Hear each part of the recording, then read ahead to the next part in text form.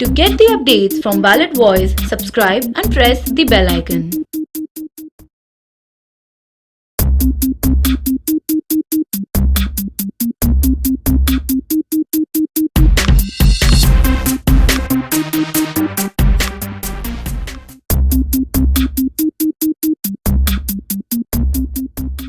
Welcome to another exciting edition of valid voice. Viewers, आपने हमने सबने ये एक्सपीरियंस किया है कहीं ना कहीं पर भी आपने कोई कन्फ्रंटेशन विटनेस किया हो, चाहे रोड साइड पे, चाहे क्लब में, चाहे कहीं और। आपको ये बात ज़रूर सुनने में आई होगी, कहीं ना कहीं कोई ना कोई बोलता ज़रूर है कि जानता है तू मैं कौन हूँ, do you know who I am. Sunil ji, ये क्यों बोलते हैं लोग? कौन क्यों बताना चाहते हैं कि वो कौन है? देखिए, हमारी सोसाइटी के अंदर, हमारी सोसाइटी नहीं, एक्चुअली हर जगह ही, जब भी कोई आदमी ये कह रहा है कि जानते हो मैं कौन हूं, तो उसे सबसे पहले अपने आप से पूछना चाहिए कि वो जानता है कि वो कौन है। जानते हो मैं कौन हूं से वो ये बताना चाह रहा है, वो आपको ये वॉर्न कर रहा है कि मेरा पैसा पता है। जानते हो मैं कौन हूं से ये वो बता रहा है मेरी पोस्ट पता है। जानते हो मैं कौन हूं से वो ये वॉर्न कर रहा है कि अगर वो चाहे तो वो आपका नुकसान कर सकता है। जानते हो मैं कौन हूं से वो ये कहना चाह रहा है कि तुम मेरे सामने कुछ नहीं हो। आज किसी की गाड़ी ठुक जाए, साइड में लग जाए किसी की गाड़ी से आपकी गाड़ी, वो आदमी गेट खोलते सबसे पहले बोलता है जानता है मैं कौन हूं। जानते हो मैं कौन हूं, ये ईगो दिखाता है।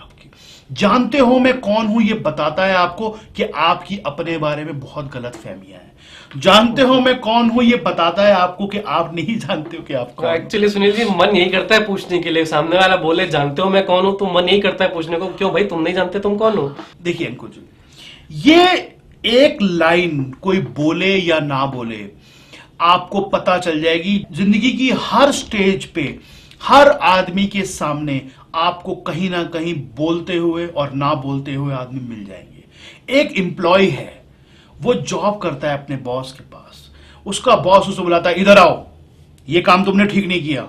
उसकी आंखें बोल रही होती है जानता है तू कौन हूं मैं तुझे निकाल सकता हूं। एक बच्चा है, वो बच्चे से कोई गलती हो गई है, कोई ऐसी गलती जो उसके फादर को अच्छी नहीं लग रही, फादर उसको बुलाता है इधर आओ। उसकी आंखें बोल रही होती हैं जानता है मैं कौन हूं, मैं तेरा बाप हूं। हर ये जानता है मैं कौन हूं ना हर जगह फैला हुआ है। ये जानता है मैं कौन हूं आपको हर जगह मिल जाएगा। ह्यूमन नेचर के अंदर एक ऐसी चीज है, ऐसी बात, ऐसी सोच है कि उसको ये लगता है कि मैं बहुत बड़ा हूं, मेरे से बड़ा कोई नहीं है दुनिया में, मेरे से ज्यादा समझदार इस नेचर ने, इस भगवान ने किसी को नहीं बनाया। वो अपने सामने वाले को बेवकूफ और अपने आप को समझदार समझता है, इसलिए वो कहता है कि जानते हो मैं कौन हूं। या तो वो अपनी समझ दिखाना चाह रहा है, या वो अपना पैसा दिखाना चाह रहा है, या वो अपनी पोस्ट दिखाना चाह रहा है, या वो अपनी पावर दिखाना चाह रहा है। वो कुछ ऐसा दिखाना चाह रहा है आपको जो कि उसे लगता है आपके पास नहीं है। जिन लोगों को ये लगता है, जिन लोगों को ये एहसास होता है कि जानते हो मैं कौन हूं, उनको हिस्ट्री पढ़नी चाहिए जाके, तो उनको पता चलेगा कि वो कौन है। उनको भी नहीं पता कि वो कौन है। हमारी औकात, मैंने जैसे पहले कई बार डिस्कस किया है, हमारी अर्थ की कोई औकात नहीं है, तो आपकी काहे की औकात है। हमारी हिस्ट्री के अंदर एक स्टोरी है, आपको स्टोरी सुनाता हूं जी। पहले जो हमारी हिस्ट्री में बोला जाता है कि जो राजा पूरे वर्ल्ड को जीत लेता था उसको चक्रवर्ती सम्राट कहा जाता था, चारों दिशाओं को जीत लेने वाला। तो चक्रवर्ती सम्राट को स्वर्ग में एक वहां पर बहुत बड़ा पहाड़ था, पर्वत, सुमेरु पर्वत कहते हैं, उस पर सिग्नेचर करने का मौका मिलता था जो राजा चक्रवर्ती हो जाता था, यानी चारों दिशाओं को जीत लेता था। तो एक राजा था, उसने पूरी जिंदगी अपनी लगा दी, चारों दिशाओं को उसने जीता, जो देश उसे मिला उस पर आक्रमण किया, जीता। उसको था कि मैं स्वर्ग में जाऊं और स्वर्ग में जाके सुमेरु पर्वत के ऊपर मेरे हस्ताक्षर होने चाहिए, मैं दुनिया को दिखा दूं कि मैं ही हूं सिर्फ। अंकुर जी, उसने पूरे वर्ल्ड को जीत लिया और वो चक्रवर्ती सम्राट बन गया। फिर जैसा कि था प्रोसीजर, उसको स्वर्ग जाना था, वो स्वर्ग गया, अपने साथ कुछ आदमी ले गया, बहुत सारे बैंड बाजा वगैरह कुछ ले गया, पार्टी तो करनी है, अब स्वर्ग में जा रहे हैं हम, पार्टी करने के लिए कुछ लोगों को ले गया। वहां पे स्वर्ग का जो गेट था उसके बाहर एक आदमी बैठा हुआ था। उसने बोला हाँ जी। उसने कहा मैं चक्रवर्ती सम्राट हूं और मैं साइन करने आया हूं सुमेरु पर्वत पे। उसने कहा ठीक है आप जाओ, आप साइन कराओ, लेकिन मेरी एक सलाह है आपको कि आप अपने साथ जो ये टीम टाम लाए हो इसको यहीं छोड़ जाओ, इसको साथ लेके मत जाओ, आप अकेले जाओ और अपना साइन वाइन करके जो आना है आपने अपना कराओ काम आप। तो राजा ने सोचा चलो ठीक है, ये कह रहा तो कुछ होगी वजह। वो अंदर चला गया।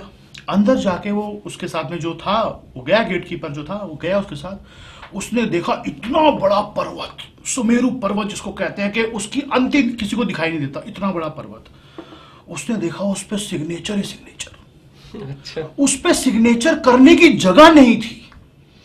उसने पूछा ये क्या है, ये तो सिग्नेचर, इतनी सिग्नेचर है, मैं सिग्नेचर कहां करूं।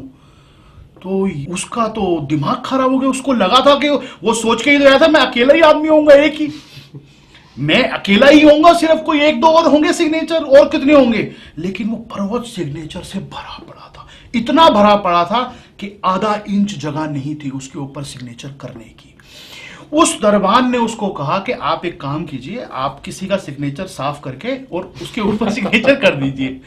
वो कहते हैं क्या बात कर रहे हो तुम, मैंने अपनी पूरी लाइफ खराब कर दी पूरा वर्ल्ड जीतने में, सिर्फ इस वजह से कि मैं स्वर्ग में जाऊंगा और सुमेरु पर्वत पे साइन करूंगा, और आज यहां आके किसी दूसरे का साइन साफ करके उस पर करना पड़ेगा। ये हालत हो गई है। उस दरबान ने उसको कहा कि ऐसा है, देखिए वो बात आपकी सही है, आप बिल्कुल अपनी जगह ठीक हो, लेकिन मैं यहां पर पिछले कई सैकड़ों सालों से दरबान हूं, उससे पहले मेरे फादर थे। मैंने जो सुना है आज तक और देखा है, मेरे फादर मुझे बताते थे कि किसी को भी आज तक जगह नहीं मिली है, जिसने भी साइन किए हैं वो किसी का मिटा के ही किए हैं। तो वहां आज जितने साइन आपको दिख रहे हैं वो किसी ना किसी का साफ करके ही किए गए हैं। उस राजा की तो हिम्मत टूट गई कि वो वही सोच रहा था कि जानते हो मैं कौन हूं, मैं करूंगा स्वर्ग में जाके सिग्नेचर। उससे पहले कई चक्रवर्ती हो गए और गए। तो जो आदमी आज की डेट में ये सोच रहा है, ये अहंकार कर रहा है, ये ईगो दिखा रहा है कि जानते हो मैं कौन हूं, उसको जाके देखना चाहिए कि आप जैसे कई आए और कई गए। ये दुनिया चलती आ रही है, कई सैकड़ों सालों से चलती आ रही है, और आपकी क्या औकात है, क्या आप उखाड़ सकते हो, आप क्या कर सकते हो। आप एक सिर्फ कमजोर को दबा सकते हो। जो आदमी ये बात बोल रहा है कि जानते हो मैं कौन हूं, वो एक चीज को प्रूफ कर रहा है कि वो ये मानता है कि सामने वाला कमजोर है। किसी ताकतवर के सामने बोल के दिखाओ एक बार जानते हो मैं कौन हूं, वो बताएगा आपको कि वो क्या है। आप नहीं बताओगे। ताकतवर के सामने हम कभी नहीं बोलते कि जानते हो मैं कौन हूं, हम हमेशा ये कमजोर के सामने ही बोलते हैं कि तुम जानते हो मैं कौन हूं। जानते हो मैं कौन हूं अहंकार का, ईगो का सबसे बड़ा रूप है। जानते हो मैं कौन हूं बताता है कि आप कहीं ना कहीं भटके हुए हो, कहीं ना कहीं आप में प्रॉब्लम है।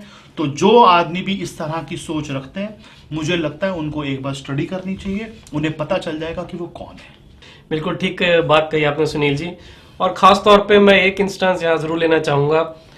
मैं भी ड्राइव करता हूँ, बहुत सारे लोग ड्राइव करते हैं, कुछ ऐसा भूत सवार हो जाता है उस टाइम पे, आप सड़क पे चल रहे हैं, आप किसी से टकरा जाते हैं मामूली तौर पे, आप शायद माफी मांग लेते हैं, सॉरी कहते हैं या कुछ भी करके आप निकल जाते हैं।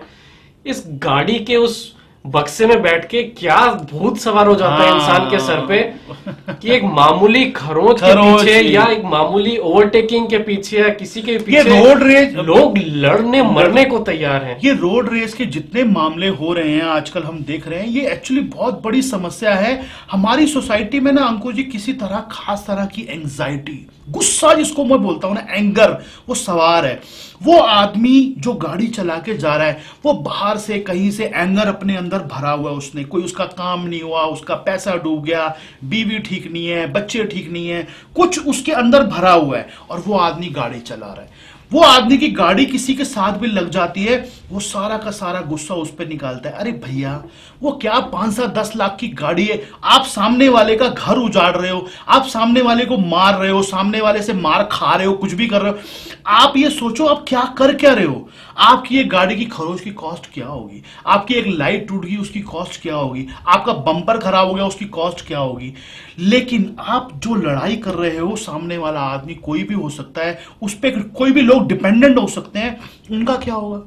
आपके अगर मारने से, आपके अगर उस तरह का झगड़ा करने से सामने वाले को कोई नुकसान हुआ, सामने वाले का हाथ पैर टूट गया, वो अपाहिज हो गया, उस पर डिपेंडेंट लोग जो है, क्या रह जाएगा उनकी जिंदगी में, ये नहीं सोच रहे हो आप। आपका गुस्सा, आपका जो फ्रस्ट्रेशन है, अपने आप तक रखिए। और अंकुर जी, एक बात बताऊं आपको, मैंने जिंदगी में हमेशा यह सीखा है कि पैसे के लिए लड़ाई करना सबसे बड़ी बेवकूफी है। पैसा इतनी बड़ी चीज नहीं है जिसके लिए लड़ाई की जा सके। लड़ाई करने के और बहुत चीजें हो सकती है जिनके लिए आपको फाइट करनी पड़े, लेकिन पैसा उनमें नहीं आता। पैसा आनी जानी चीज है, वो किसी के पास रह सकता है, किसी से। आज आपकी गाड़ी में अगर चोट लग भी गई, कितना खर्चा होगा आपका? 5,000, 2,000, 10,000 इंश्योरेंस कंपनी से मिल जाएगा आपको। लेकिन उसके लिए झगड़ा करने की जरूरत नहीं है, और ये कहने की तो बिल्कुल जरूरत नहीं कि जानते हो कि मैं कौन हूं। तो अगले बार आपके मन में सवाल आ रहा हो कि जानते हो मैं कौन हूं, तो उस सुमेरु पर्वत को याद कीजिएगा, जिसपे साइन करने की जगह नहीं थी एक चक्रवर्ती सम्राट के लिए। तो आशा है आपको कुछ ना कुछ सीखने को मिला होगा शायद, या कुछ ना कुछ इंटरेस्टिंग जरूर लगा होगा हमारे इस कन्वर्सेशन से। सुनील जी का अंदाज बिल्कुल अलग है, और इतनी आसानी से, इतनी अच्छी तरह ये कंसेप्ट्स को हमारे सामने रखते हैं कि एकदम जो एक धुंधलापन था नजर के सामने, वो साफ साफ हो जाता है, बिल्कुल क्लियर दिखने लगती है, आईना दिखा देते हैं अभी हमको। Thank you viewers for being with us. Please subscribe, share and like for more updates. Thank you.